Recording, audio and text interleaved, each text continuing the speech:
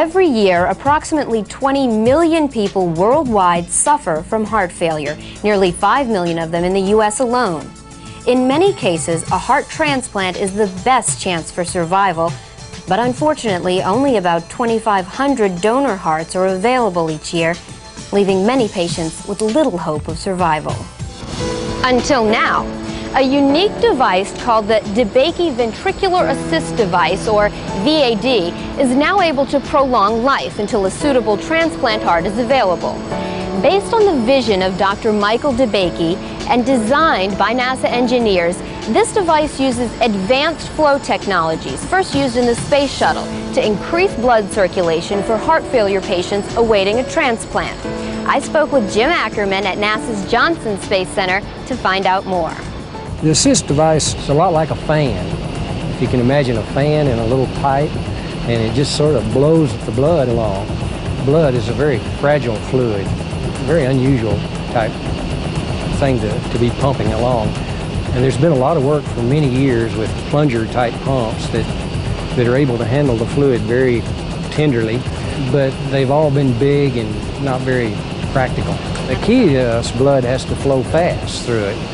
And of course that generates problems with turbulence and low pressure zones and blood damage, and it's just turned out to be a real challenge. Jim, how does the device work?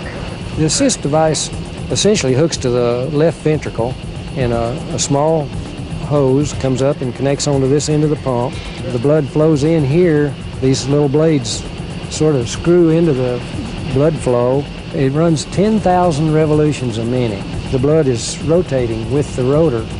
Then when it flows into the diffuser blades in the aft end of the pump, the blood rotating motion is decelerated, discharged, and flows over into the descending aorta. So how did NASA become involved in a medical project?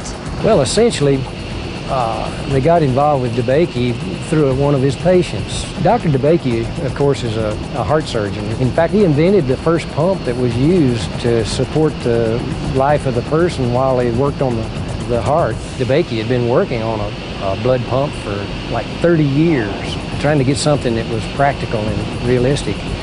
And I think he had essentially pretty much thrown in the towel almost, because it was such a challenge technically.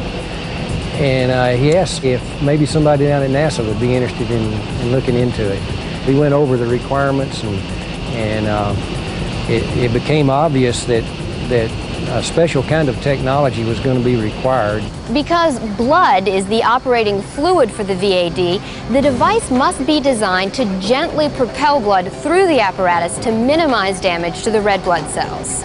In order to accomplish this, NASA engineers designed the pumping device to avoid regions of high stress and separated flow inside the pump.